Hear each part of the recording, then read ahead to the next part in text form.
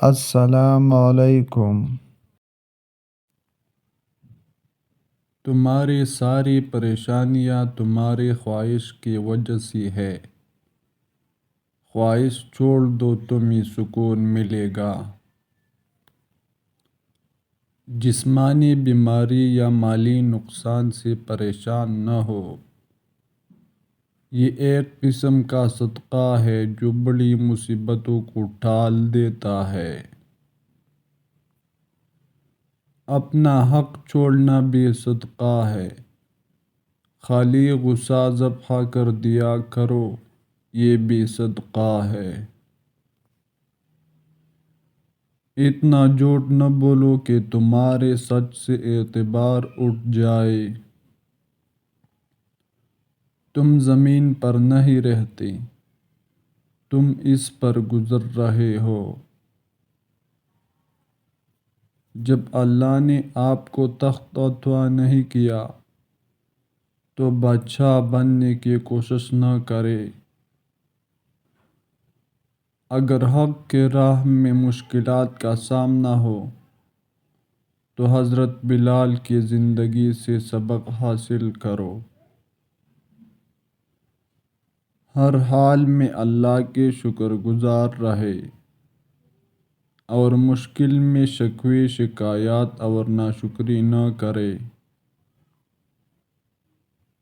جس چیز کو تم برا سمجھتے ہو سکتا ہے وہ تمہارے حق میں بہتر ہو۔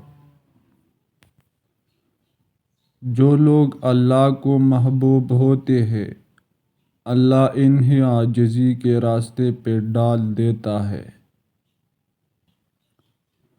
دنیا اگر ہاتھ سے نکل جائے تو بندہ غریب ہو جاتا ہے، اور یہی دنیا اگر دل سے نکل جائے تو بندہ ولی ہو جاتا ہے۔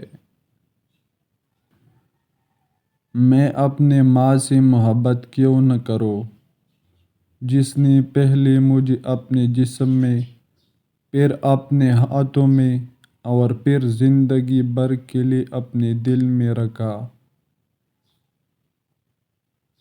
محبت تو یہ ہے جب خدا کہتا ہے میں نے سب کچھ تیرے لیے پیدا کیا ہے، اور تم کہتے ہو میں نے سب کچھ تیرے لیے چھوڑ دیا ہے۔ الفاظ اگر دل سے نکلے گی تو دلوں میں داخل ہوگی۔ محبت خوبصورتی کی وجہ سے نہیں ہوتی، بلکہ محبت کی وجہ سے چیزیں خوبصورت نظر آتی ہے۔ جب تک ماں جاگ نہیں جاتی گھر میں اندھیرا رہتا ہے۔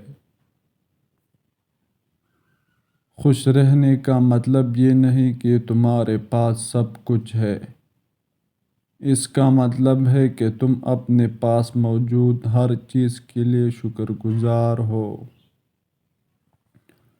ہر طوفان تمہاری زندگی خراب کرنے نہیں آتا، کچھ تمہارے راستہ صاف کرنے کے لیے بھی آتی ہے۔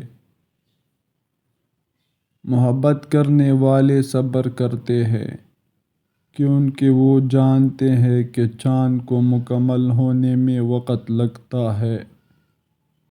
جس کا جامہ عشق کی وجہ سے چاک ہوا، وہ حرص اور غیب سے بالکل پاک ہوا۔